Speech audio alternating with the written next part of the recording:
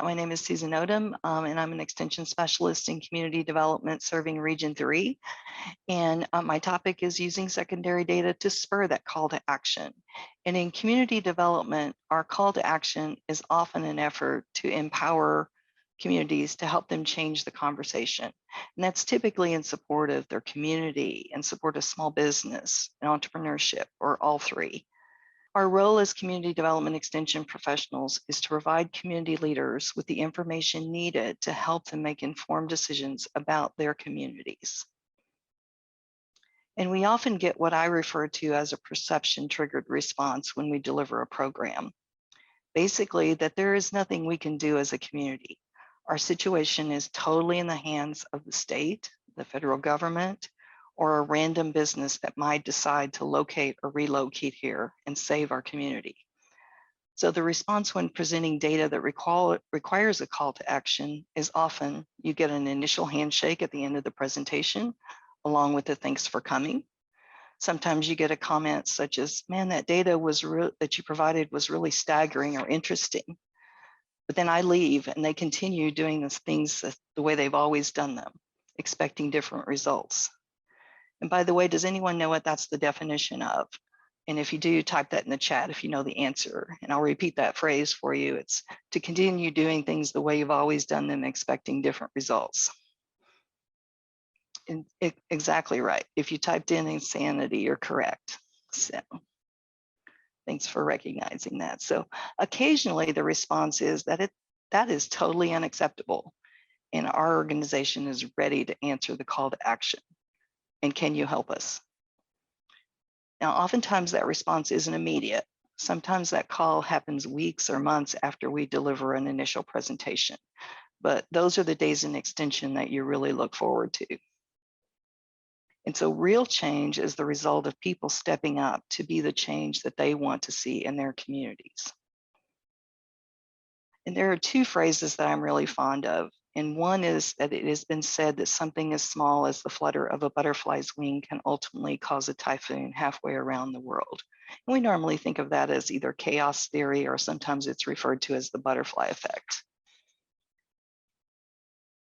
And the second phrase is never doubt that a small group of thoughtful, committed citizens can change the world. Indeed, it's the only thing that ever has. And that quote is attributed to Margaret Mead. So today I wanted to provide you with an example of real change, a time when a small group of concerned citizens came together to impact sustainable change for their county and their business community. So in 2012, I accepted a new position with the University of Illinois Extension as an extension educator for the 16-county region of southernmost Illinois. So encompassing 3 units of extension, units 24, 26, and 27. And shortly after I started the position, I conducted a retail marketplace profile study of the 16-county region and the surrounding area in the neighboring states. Then I started delivering presentations on the results of the study across the region. And after one presentation to the Union County Economic Development Group in Unit 27, after that initial handshake and the thank you by the organizational chair, I received a call from one of the participants, Ms. Evelyn Bailey, asking if I would be willing to talk further with her and Charlotte Clover about the $44 million retail leakage that I had outlined for their county. And this call led to the creation of the campaign, Keep It in the County, Think Shop Buy Locally First. So Evelyn Bailey and Charlotte Clover are associated with an organization called the Union County Women in Business. And these ladies indicated that they were floored by the data suggesting that Union County had a $44 million leakage out of their retail economy on an annual basis. So in response, Bailey and Clover and the other members of the Union County Women in Business organization contacted local businesses, banks, and other organizations and asked them to help turn the tide of dollars flowing out of their local economy. They decided that everyone needed to know how this affects their community and to encourage everyone to shop locally first. So the ladies took their show on the road using the information I provided to them. They talked with their local elected officials, school boards, groups, and other organizations. Plus, they generated buzz at parades and other local events. So in May of 2015, the duo was recognized for their efforts to keep it in the county. Think Shop Buy Locally First at the annual Southern Illinois Leaders Among Us breakfast at Johnny Logan College in Carterville. And as outlined in their feature story, the pair is leading the charge to get consumers to do business with local merchants and service providers. And members of the Union County Women in Business also joined the Stronger Economies Together Regional Task Force for the 11 county region encompassed by Units 24 and 27. And as a result of their willingness to highlight their efforts to support Think Shop Buy Locally First in Union County, Hamilton County, which is in Unit 24, developed their own Shop Local program, creating a ripple into another part of the Southern region. This ripple was led by Fred Vallow, who was the city clerk for the city of McLeansboro in Hamilton County. Once Fred became convinced that the ladies from Union County weren't going to move to Hamilton County, he and others in Hamilton County, including one of our extension employees, Miss Paula Hatfield, took up the charge to make positive change in their community as well. Now, please note the light bulb above Fred's head in the pictures. Fred successfully convinced Union County Women in Business to share their Think Shop Buy Locally First signage. And the signage pictured with the green circle is the Union County Women in Business sign in front of City Hall in McLeansboro. So yet another ripple into the region. But one of my most prized possessions as an extension educator came as a result of Stronger Economies Together in the Retail Marketplace Profile Study presentations. It was in the form of an email from Fred indicating that the light bulb had went off. His message said, because of the presentation at the courthouse last year, I decided that all the Christmas gift cards the city distributes to workers and folks who help with our Christmas parade would be from local businesses. In the past, the city had bought Walmart gift cards. The gesture was well received and appreciated by the local businesses, and I like to think it's helping to establish the importance of use it or lose it in our community. Best regards, Fred. Now, there's certainly nothing wrong with getting or gifting a gift card from Walmart. It is important to note in this situation that there's not a Walmart in the city of McLeansboro or in Hamilton County.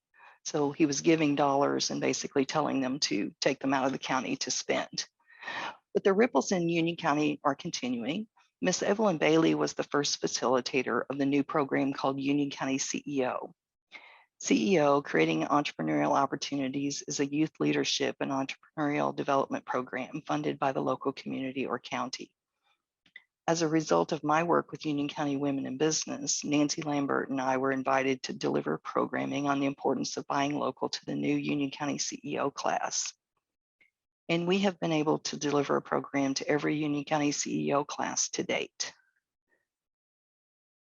So the following quote is from Caitlin, one of the first students in Union County CEO, and it says, $44 million leaks out of Union County each year. Just let that sink in. We're losing money out of our community each time I go to Cape to get my nails done.